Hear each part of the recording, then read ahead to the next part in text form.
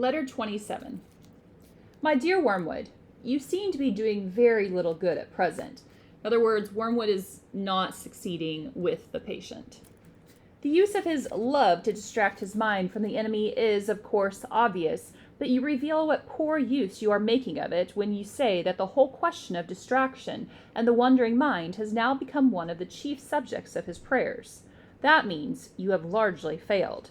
So, in other words, when the patient prays, he's still acknowledging his weaknesses and limitations and praying for improvement.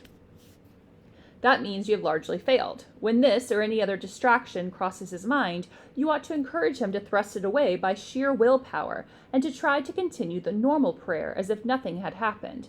Once he accepts the distraction as his present problem and lays that before the enemy and makes it the main theme of his prayers and his endeavors, then, so far from doing good, you have done harm. Anything, even a sin, which has the total effect of moving him closer to the enemy, makes against us in the long run. A promising line is the following. Now that he is in love, a new idea of earthly happiness has arisen in his mind, and hence a new urgency in his purely petitionary prayers about this war and other such matters. Now is the time for raising intellectual difficulties about prayer of that sort. False spirituality is always to be encouraged.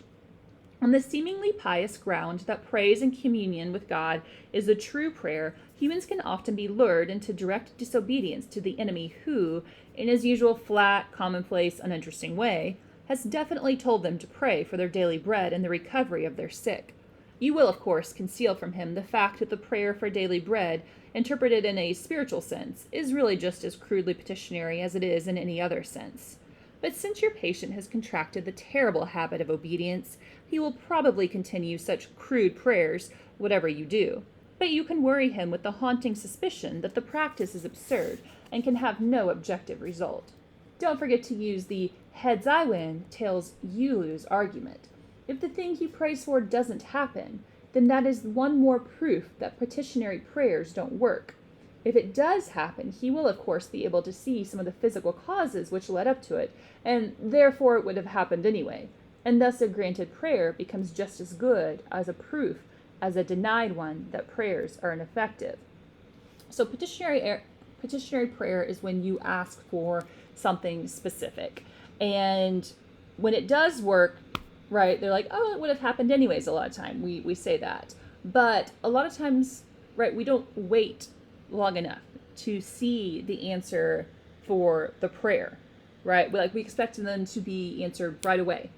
But God doesn't work that way, right? Your prayers, sometimes they're answered quickly, but other times it takes a while.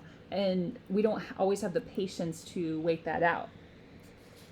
And so Screwtape here is talking about how it interests him that people aren't, basically, they don't have more trust and respect in prayer. And that interests Screwtape.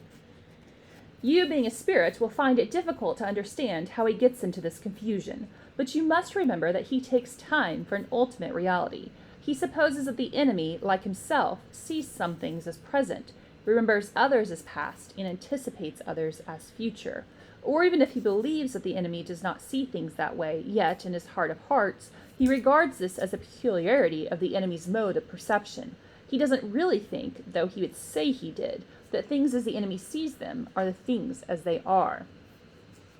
Right, so we live in the present, and yes, we are slowly marching on to the future, always, right? Time moves on, but we don't always see the link between our prayer and the answer to our prayer.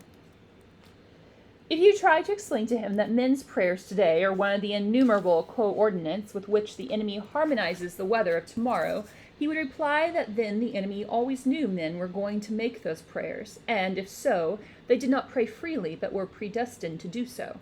And he would add that the weather on a given day can be traced back through its causes to the original creation of matter itself, so that the whole thing, both on the human and on the material side, is given from the word go. What he ought to say, of course, is obvious to us, that the problem of adapting the particular weather to the particular prayers is merely the appearance, at 2 points in his temporal mode of perception, of the total problem of adapting the whole spiritual universe to the whole corporeal universe. that creation in its entirety operates at every point of space and time, or rather that their kind of consciousness forces them to encounter the whole, self-consistent creative act as a series of successive events. Why that creative act leaves room for their free will is the problem of problems, the secret behind the enemy's nonsense about love. How it does so is no problem at all, for the enemy does not foresee the humans making their free contributions in a future, but sees them doing it so and is unbound now. And obviously, to watch man doing something is not to make him do it. It may be replied that some meddlesome human writers, notably Boethius, had let this secret out. That is this philosopher from long ago who believed that God could see all of time simultaneously. But in the intellectual climate, which we have at last succeeded in producing throughout Western Europe, you needn't bother about that. Only the learned read old books, and we have now so dealt with the learned that they are of all men the least likely to acquire wisdom by doing so. We have done this by calculating the historical point of view. The historical point of view, put briefly, means that when a learned man is presented with any statement in an ancient author, the one question he never asks is whether it is true. He asks who influenced the ancient writer and how far the statement is consistent with what he said in other books, and what phase in the writer's development or in the general history of thought it illustrates, and how it affected later writers, and how often it had been misunderstood, especially by the learned man's old colleagues, and what the general course of criticism on it has been for the last 10 years, and what is the present state of the question. To regard the ancient writer as a possible source of knowledge, to anticipate that what he said could possibly modify your thoughts or your behavior, this would be rejected as unutterable, simple-minded. And since we cannot deceive the whole human race all the time, it is most important thus to cut every generation off from all others. For where learning makes a free commerce between the ages, there is always the danger that the characteristic errors of one may be corrected by the characteristic truths of another. But thanks be to our Father in the historical point of view, great scholars are now as little nourished by the past as the most ignorant mechanic who holds that history is bunk. Your affectionate uncle, Screwtape. So basically, what he's saying here is that when we study the authors of old or philosophers of old or whatnot, we oftentimes just kind of push off and ignore what they have to say because they're old, right? And we consider it outdated. And that could go for a book that you're reading. That could go for a teacher that you're listening to. I mean, how often do you ignore someone or something because you're like, oh, this is old. This is outdated. They have no idea what's going on in the present time.